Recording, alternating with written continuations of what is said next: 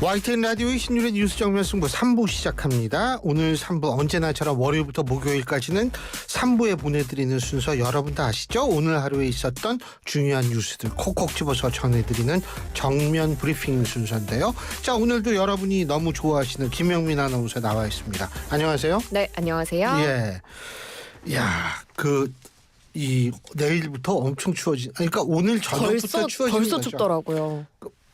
저는 옷을 두껍게 입고 와서 그런지 좀 아까 담배 피러 나갔었는데 뭐 그렇게 춥지는 않더라고요. 그러세요? 이게 저는 자, 춥던데. 청취자 여러분, 이게 비웃는 걸까요? 아니면 어떤 웃음일까요? 여러분 아니, 어떤 의견이신지 저도 우물정보구사하고 샵0945 짧은 문자 50원 긴 문자 100원에 유료 문자 이렇게 보내주시면 제가 이거 저 먹이시는 것 같은데. 아니 저는 방금 딴 거는 못 전에 먹이니까 이런 거라도 먹여야죠. 밥 먹으러 네. 갔는데 전 춥더라고요. 근데 야, 내가 무슨 열받는 일이 있었나? 그 요새 세상 살다 보면 다 열받는 일밖에 없어요. 네. 그렇죠. 그래서 그런가 보다. 영하 13도 된다며요? 맞아요. 체감은 영하 20도까지도 내려간다고 합니다. 그렇죠. 그래서 이제 저 같은 사람은 제 나이 또래는 사실 이런 때 이렇게 모자 안 쓰고 다니면 좀 그래요. 그래서 저도 이제 모자를 준비해가지고 다니거든요. 네. 목도리도 되게 따뜻해요. 생각보다. 목도리도 따뜻하죠. 근데 진짜 이제 영하 13도, 영하 13 말이 13도지. 근데 참 그 길고양이들 생각해 보면 또 마음이 우울해지죠. 네. 예? 이리 추운데 애들이 어디서 살까 참. 그런데 또 우리를 춥게 하는 게 있어요. 이 트럼프 미국 대통령 캐나다하고 멕시코한테 관세가 왕창 때리더니 이제는 이 중국도 그렇고 EU까지도 들먹이고 있는 모양이에요. 네, 그죠? 그렇습니다. 지금 하나씩 전해드릴까 하는데 이 트럼프 미 대통령이 현지 시간 2월 1일 이 행정명령에 서명을 하면서 미 동부 시간으로 4일 0시에 그러니까 우리 시간으로 따지면 내일 오후 2시부터 캐나다, 멕시코에는 25%의 관세, 중국에는 기존 관세의 10% 추가 관세를 부과하기로 했습니다. 미국의 1위에서 3위 교역국이 바로 이 캐나다, 멕시코, 중국이거든요. 처음으로 이렇게 가장 교역을 많이 하는 국가들의 관세 부과 결정을 내린 겁니다. 그래서 지금 이 나라들이 그럼 우리도 보복 관세 매기겠다 이런 이야기를 하고 있는데 트럼프 행정부에서는 이 보복 관세를 매기면 우리는 관세율을 더 높이겠다 이렇게 전혀 물러서지 않고 있는 그런 모습이거든요. 더 높이라고 하면 난 궁금해요. 진짜 이렇게 계속 높이면 어떻게 될까? 예. 그러게요. 그래서 지금 트럼프 대통령은 대선 후보 시절부터도 이런 이야기를 많이 공언했었고 멕시코, 캐나다, 중국 이런 곳에서 펜타닐 그런 범죄나 마약 문제가 발생하고 있기 때문에 우리는 이걸 관세로 대처하겠다 이렇게 공언을 해온 바가 있습니다. 그런데 또 일각에서는 이런 관세 부과가 일시적일 것이다라는 관측도 있는데요. 골드만삭스 투자은행에서 이야기하기로는 지금은 이 관세 부과 절차가 진행이 되고 있지만 관련 행정명령 발효 직전에 마지막 순간에 타협될 여지도 있다 이렇게 희망적으로 보고 있기도 합니다. 왜? 그거는 이렇게 관세를 높일 경우에는요. 상대도 물론 높인다 하더라도 결국은 뭐냐면 부메랑으로 해가지고 자신한테 돌아올 거거든요. 부메랑 뭔지 아시죠? 알죠. 뭐예요 그게? 부메랑 던지면 돌아오는 거. 그렇죠. 그거 어디서 나왔는지 아세요? 사랑은 돌아오는 거야. 그거 아니에요? 아니야. 사랑은 도는 거라고요? 돌아오는 거. 그렇게 말씀하시면 안 되지. 그 젊은 사람이. 얘기하시는 거 아니에요? 근데 이게 왜 그 호주의 부시맨들 원주민들이 던지면 제가 어렸을 적에 이 부메랑을 만들려고 한번 해봤는데 진짜요? 안 되더라고. 근데 요새 좋은 거 많이 나오잖아요. 네, 그렇죠. 각도가 중요해가지고 이게 힘든데 그렇구나. 부메랑으로 돌아올 거예요 분명히. 네, 그렇습니다. 실제로 이 미국 경제에도 악영향을 끼칠 거란 우려가 나오는데요. 그래서 미국 주요 언론들도 굉장히 비판적으로 지금 보도를 하고 있더라고요. 미국 내의 외신 보도를 좀 보면 월스트리트저널 같은 경우에는 이번 관세 부과에 대해서 역사상 가장 어리석은 통상 전쟁이다라고 비판을 했고 블룸버그도 북미 지역의 통합된 시장을 교란시킬 것이다라고 우려를 했습니다. 그럼 트럼프는 미국도 피해를 볼 거란 걸 모르냐 알고 있는 것 같아요.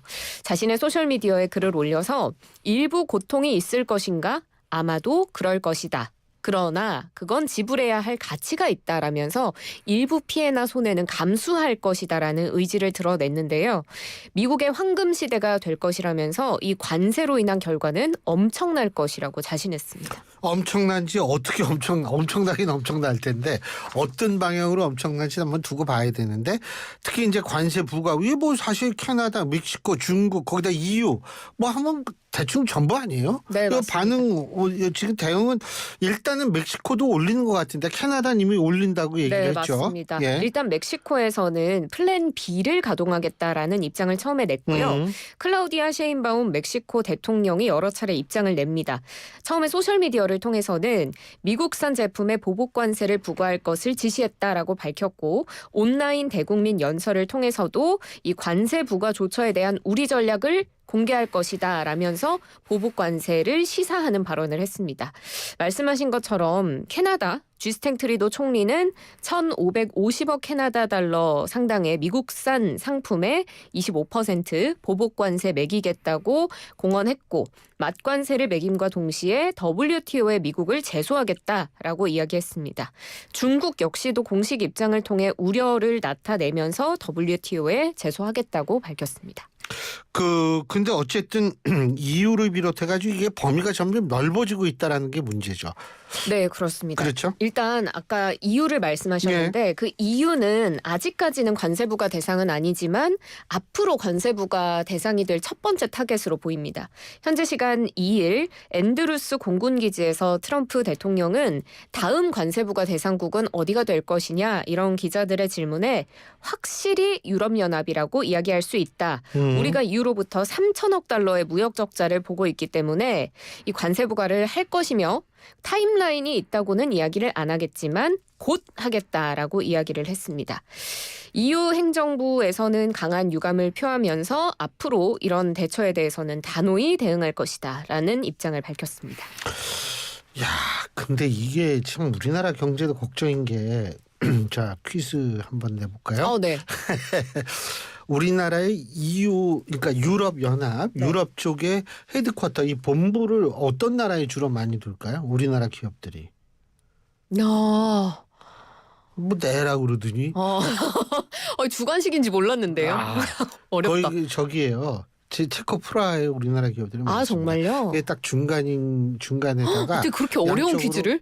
양쪽 이게 거기 또 이 여러 가지로 좀 아주 뭐라 그러나 물가라든지 이런 게 적정선이다 활동하기도 좋고 그래서 이제 많고 이게 우리나라 기업들이 또 많이 가 있는데 멕시코예요. 맞아요. 왜? 거기에 공장 세워가지고 나프타 옛날에 있었을 때 그냥 거기 미국에 거의 관세 없이 가고 이래가지고 그런데 이러니까 이제 우리나라가 좀 큰일 난 거죠. 네, 사실. 맞습니다. 말씀하신 것처럼 지금 멕시코나 캐나다를 북미 수출용 제품 생산의 거점 기지로 삼고 있는 우리나라 참고로 기업들. 제 조카도 멕시코에 있었어요. 진짜요? 예. 그러셨구나. 회사 때문에. 이게 지금 한국 기업이 이들 나라에 한 500여 개 기업이 진출해 있는 상황이라서 이들 기업의 고민도 깊어질 것으로 보이고 실제로도 전략 수정에 들어갔다라는 뉴스 보도까지 나오더라고요. 그리고 지금 증권가에서는 이런 관세 정책이 지금은 북미 지역에 그리고 중국에만 있지만 앞으로 일본 더 나아가서 우리나라까지도 관세를 매길 수도 있지 않겠느냐 그런 우려를 하고 있습니다. 그래서 관세 부과가 시작된 이후로 우리 국내 증시 변동성도 굉장히 커졌는데 당장 오늘만 봐도 환율, 증시 모두 출렁였습니다. 원달러 환율이 종가 기준으로 14.5원 전 거래일보다 올라서 1,467.2원에 마감을 했고요. 오늘 장 초반에는 환율이 1,470원을 뚫기도 했습니다. 증시를 보면 코스피는 2% 넘게 떨어졌고 코스닥도 3% 넘게 하락했습니다.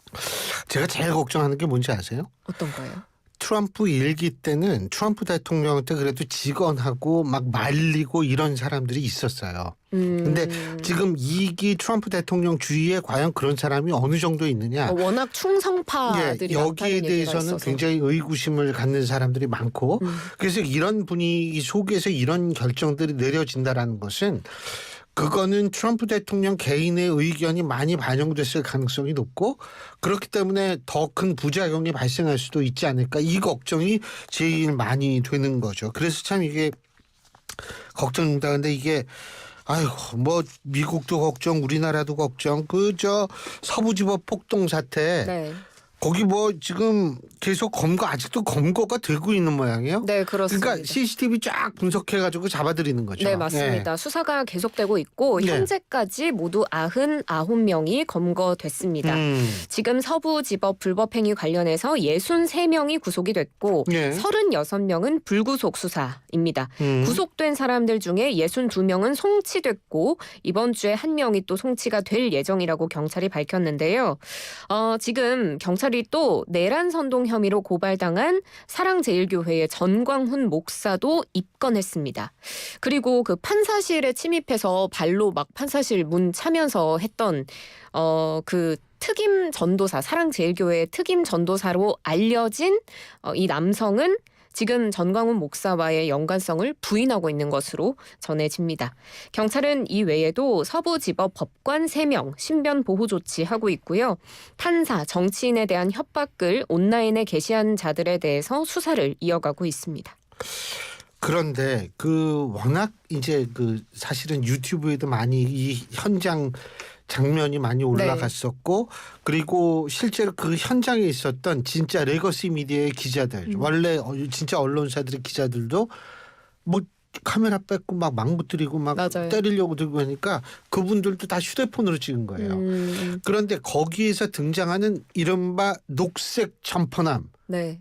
지금 이 체포가 됐죠, 이 사람. 네, 그렇습니다. 지금 그 서부지법 폭동 때 JTBC 취재진이 그 법원 침입하는 현장을 직접 올라가서 영상으로 촬영해서 그게 맞아요. 굉장히 많이 퍼졌잖아요. 그런데 여기에서 소화기를 들고 법원 유리창 문을 파손하는 모습을 보여준 남성이 있는데 녹색 점퍼를 입고 있어서 우리가 녹색 점퍼남이라고 부르도록 하겠습니다. 폭동 2주 만에 어제 경찰에 체포가 됐고요. 윤 대통령 지지자 측에서는 이 남성의 뭐 생김새, 머리 스타일 등 귀 모양까지 네네 그런 얘기하더라고요. 걸로 추측을 해서 이 사람이 JTBC의 기자다라고 주장을 한 바가 있습니다. 그렇지만 경찰은 전혀 사실이 아니라고 밝혔고요. JTBC 역시도 강력한 민형사상 법적 대응을 예고했습니다.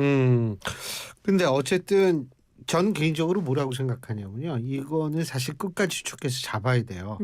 왜 그러냐면 제 시각으로는 이거 폭동 말고 다른 단어로 떠올리기 힘든 상황이고요.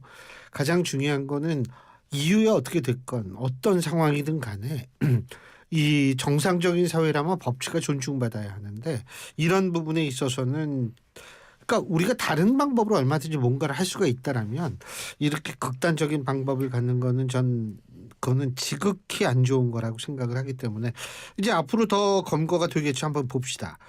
자, 그리고 이게 또 이렇게 걱정 얘기만 하면 안 되는데 이 지금 우리 경제 이거 어떻게 돼요? 이거 내수도 되게 안 좋은 모양이더라고요. 네, 그렇습니다. 요즘 옷 자주 사세요? 저는 사실은 뭐 자주는 안 사는데 사기는 사죠. 근데 저는 사실은 직구하거든요. 네. 그 제가 뭐 이 뭐죠? 명품을 직구하는 게 아니고 어떤 거 저는 직구하세요? 굉장히 싼 옷을 네. 중국 말고 네. 유럽에서 직구하거든요. 그러시구나. 근데 유럽에서 직구하면 재밌는 게 뭔지 아세요? 뭐예요? 싼 거는 잊어먹고 있으면 와요. 왜 그러냐면 이게 그렇구나. 중국에서 유럽으로 갔다가 그러니까요, 맞아요. 유럽에서 다시 우리나라 와야 네. 되기 때문에 잊어먹고 있으면 와요. 그렇군요. 저는 직구 하는 법을 잘 몰라서 안 하는데. 알려드릴까요? 배대지 혹시 아세요? 네, 들어봤어요. 배대지가 배행 대행 배송 대행 지역인가 배송 무슨. 대행 네. 그래가지고 우리나라의 이 대기업들이 각 지역에 이렇게 그런 물류센터를 하면 우리가 예를 들면 뭐 이런 사이트 있잖아요. 네. 외국 유럽에 네. 거기 들어가서 거기에 주소를 하면 글로 갑니다. 근데 요새 미국의 네네네. 직접 우리나라에 올 수가 있어요. 근데 전 미국 거는 별로 살 게 없어요. 유럽에서 전 옷을 많이 사요. 그렇군요. 요새 기사 중에 사람들이 옷을 안 산다 이런 기사들이 많거든요. 왜냐하면 확실히 내수가 그러니까 경기가 어려워지니까 당장 먹고 사는데 지장 없는 것들은 안 사는 거예요. 저도 옷 안 산 지가 굉장히 오래된 것 같은데 원래 우리 청취자 여러분 우리 김영민 아나운서가요 엄청나게 검소한 사람입니다. 이거는 여기 있는 사람 다 알아요. 아, 그래요? 네. 아, 그렇습니다. 제가 그거 아주 좋은 거예요, 젊은 사람이. 네, 열심히 아껴 쓰고 있는데 그 지난해 소매 판매액 지수가 전년 대비 2.2% 줄었는데 이게 21년 만에 가장 크게 줄어든 거고요. 3년 연속 감소세인데 이게 통계 작성 이후 처음입니다. 지금 제가 말씀드린 의복, 신발 이런 준내구재 부분이 가장 크게 지금 감소세를 이끌었고요. 고금리, 고물가, 장기화에 따른 영향으로 분석이 됩니다. 근데 뭐 좀 희망적인 거 없어요? 희망적인 소식 하나 있습니다. 산업 생산은 좀 청신호였습니다. 지난해 12월 산업 생산 4개월 만에 반등을 했는데요. 가장 큰 영향을 미쳤던 게 바로 반도체 산업 수출이 다시 회복세를 보이면서 산업은 좀 그래도 활기를 띠는 것 같습니다. 관공업, 서비스업 생산 모두 증가했고 특히 반도체, 자동차 업종이 굉장히 선전을 한 것으로 나타났습니다. 아니 얼마 전 제가 오늘인가 어제 뉴스 잠깐 봤는데 솔직한 얘기를 그 광고 이름을 잊어먹었어요. 왜 대왕고래 아시죠? 대왕고래 네네. 거기 말고 또 무슨 뭐 귀신고래인가 뭐 어디가 무슨 상어인가? 뭐 귀신 상어 맞아 네, 그쵸, 상어다 그쵸. 상어. 근데 왜 모두 그렇게 생선 이름이에요? 모르겠어요. 근데 거기에서 뭐 아주 그 어마어마한 또 이 석유가 있을 수 매장될 있다. 수 있다.